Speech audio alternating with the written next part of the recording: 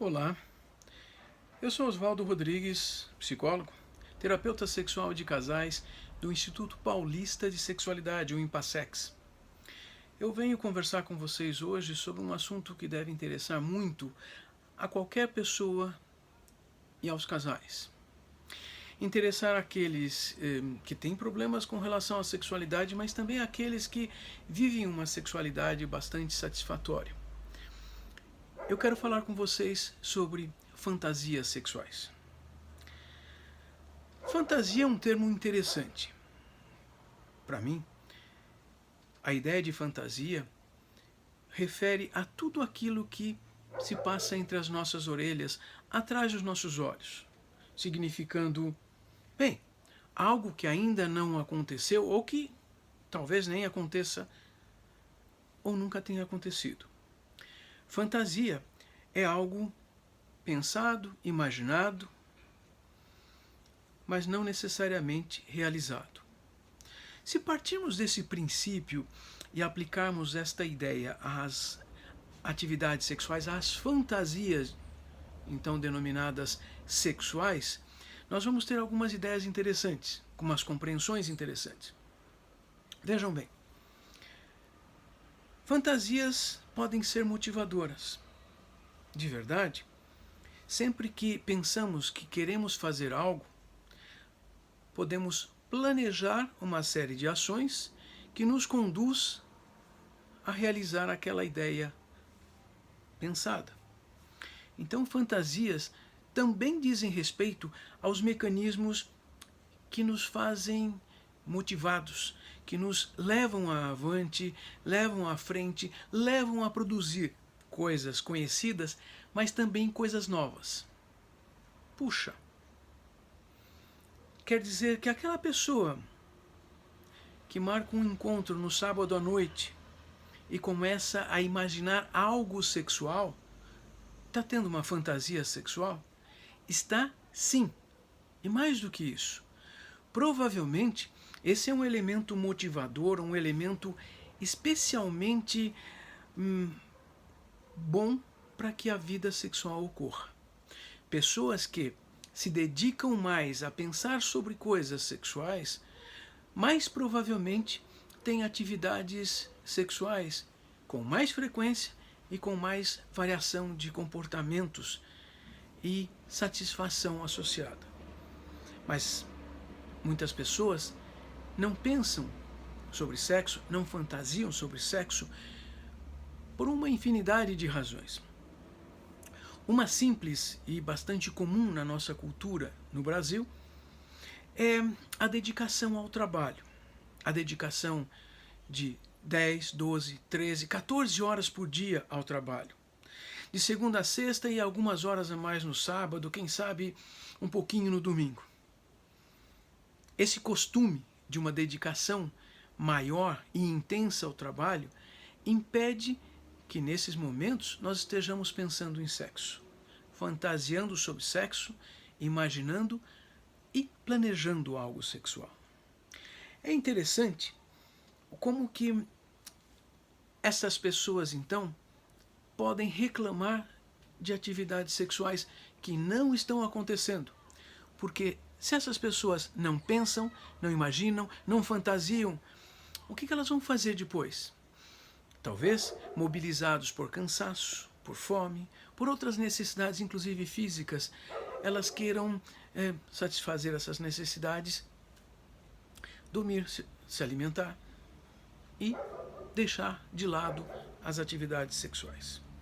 Vamos lembrar que as atividades sexuais precisam ser exercidas e, para serem mantidas, elas precisam acontecer com frequência. Pessoas, adolescentes e jovens adultos, ao redor dos 20 anos de idade, quanto menos atividades sexuais têm, menos atividades sexuais terão aos 40 e aos 60. As pesquisas demonstram que se nós temos mais atividades sexuais durante a adolescência e a juventude, ao chegarmos aos 70 anos, provavelmente teremos mais atividades sexuais que os outros. Então, a fantasia é uma atividade sexual. é uma atividade que auxilia, estamos falando do primeiro tipo das fantasias sexuais. É aquela que mobiliza, motiva. Veja, eu não quero me referir aqui a ideias e fantasias estapafúrdias, ideias e fantasias que não sejam comuns, ou que tragam problemas, ou que sejam muito diferentes. Não, eu me refiro à mobilização que nós temos e nós podemos exercer para a busca de alguma coisa, de alguma atividade sexual. Claro que isso depende das nossas experiências anteriores de vida e como conseguimos fazer isso. Nós escolhemos o tema, o assunto das fantasias a partir das nossas vivências, do que já conhecemos e que damos significados positivos. Óbvio que isso depende então de algum grupo cultural, as situações históricas. É mais provável que então, se um contexto cultural facilita a busca de atividades sexuais ou até mesmo de pensamentos sexuais, essas pessoas fantasiarão mais. E veja, de novo, não precisam ser fantasias estapafúrdias. Podem ser fantasias comuns, apenas, inclusive repetidas, apenas aquelas situações mais simples que um casal pode vivenciar. Bem, eu falava da fantasia enquanto uma motivação. Se um casal se propõe a paulatinamente, organizadamente, se dedicar a pensar algo sobre sexo algumas vezes por dia ou muitas vezes ao dia, mais provavelmente essa mobilização emocional surgirá e ela terá um significado de fantasia sexual e terá um significado desta mobilização especial que une as pessoas de uma forma muito íntima, fisicamente íntima, emocionalmente íntima. De uma maneira que não é comum dedicarmos ou nos dispormos com algumas pessoas. Nós escolhemos, elegemos as pessoas. Bem, eu falava desta primeira vertente, a fantasia motivadora. Algumas pessoas procuram entender, procuram saber se alguma coisa diferente pode ser fantasiada. Vejam, o que é diferente pode ser imaginado, mas vai carecer de alguns elementos importantes. Pode inclusive trazer elementos emocionais fortes, motivadores, importantes. Mas as sensações físicas associadas àquelas atividades provavelmente não estarão marcando esta fantasia. Já a memória, o rememorar algum fato importante, provavelmente vai trazer sensações físicas, sim, lembradas, olfativas, até mesmo gustativas e auditivas. Algumas pessoas procuram fantasiar, ainda de forma positiva, fazendo um certo arremedo, uma cópia, uma imitação de vídeos de filmes eróticos. Pois é, essa é uma maneira que muitas pessoas usam e aprendem a usar para se motivarem a terem atividades sexuais.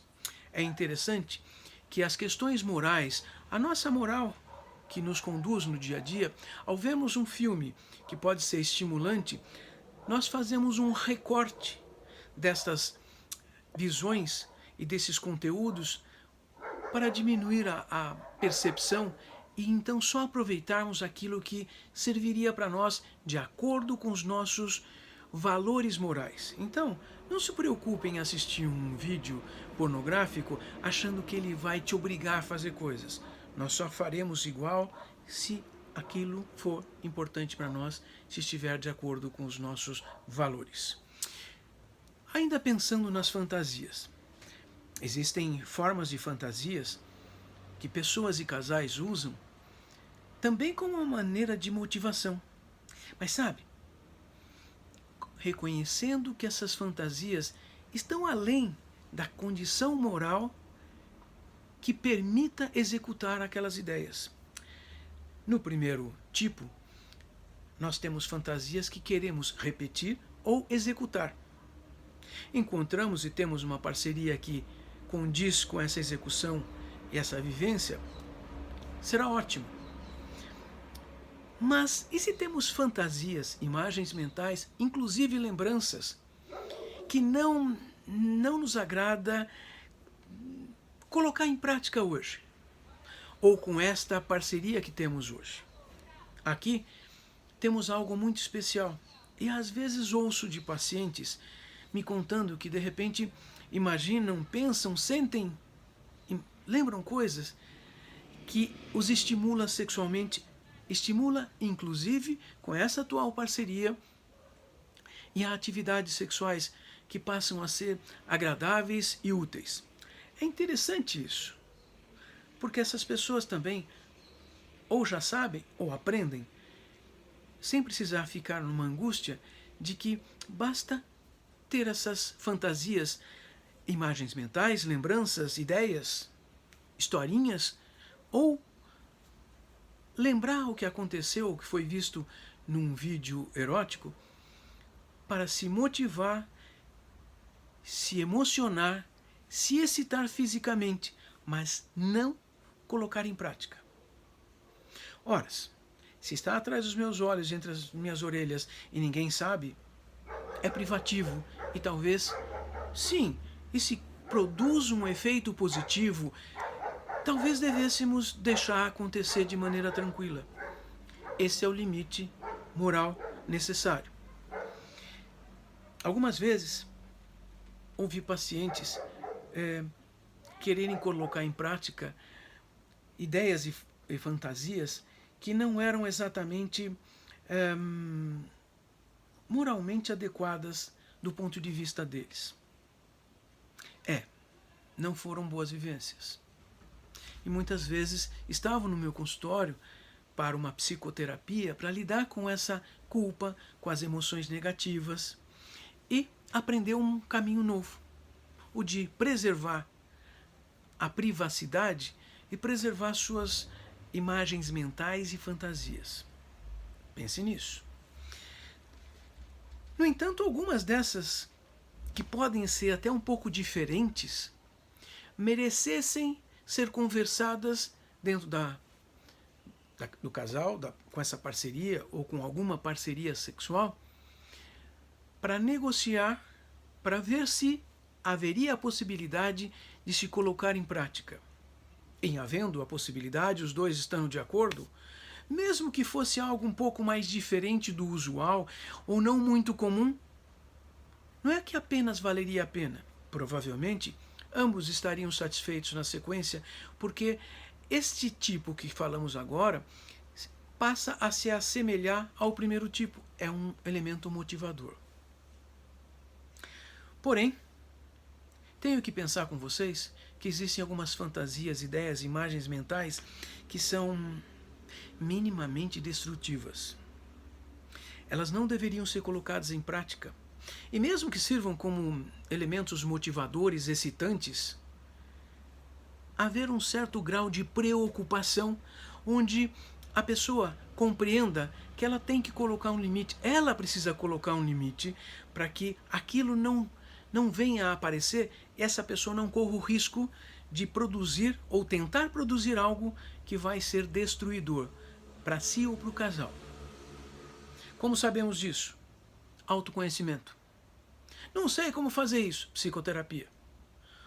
Conhecermos os nossos limites se torna extremamente importante nessa hora. Porque eu falava de serem fantasias possivelmente destrutivas. Me lembro de um paciente que tinha uma fantasia erótica muito profusa de ir-se de madrugada ao centro da cidade e encontrar pessoas de todos os tipos para fazer sexo de todas as maneiras. Bem, ele tinha uma parceira muito de acordo com tentarem experimentarem coisas sexuais. Mas ele percebeu que se ele experimentasse essa forma, ela seria destrutiva dentro do contexto social que ele vivia. Então, essa era uma coisa que ele guardava e não dividia, e não queria sequer debater com a parceria dele, porque estaria fora do contexto moral e fora do contexto de possibilidade de realidade. Seria destrutivo. E também existem fantasias muito mais destrutivas que envolvem destruição do outro ou de si mesmo, morte. Sim, existem pessoas que fantasiam eroticamente com situações que são crime, imorais, que são ruins. São poucas pessoas que são assim, mas também existem. Por isso eu quis falar com vocês dessas perspectivas. Se você tem fantasias boas, que considera adequadas, que você percebe que são adequadas para a sua vida, que não vão te destruir nem destruir o teu relacionamento ou outra pessoa, converse com outra pessoa. Vai valer a pena. Sigamos por uma vida melhor. Pensar bem em sexo. Pensar o bom do sexo. O sexo positivo. Vem com a gente. Procura a gente nas redes sociais, na internet, no YouTube, no Instagram, no Twitter, no Facebook. Venha conversar com a gente. Nós, o Instituto Paulista de Sexualidade, estamos sempre procurando distribuir o que conhecemos, o que aprendemos e o que estudamos. Siga-nos, Instituto Paulista de Sexualidade. Um abraço.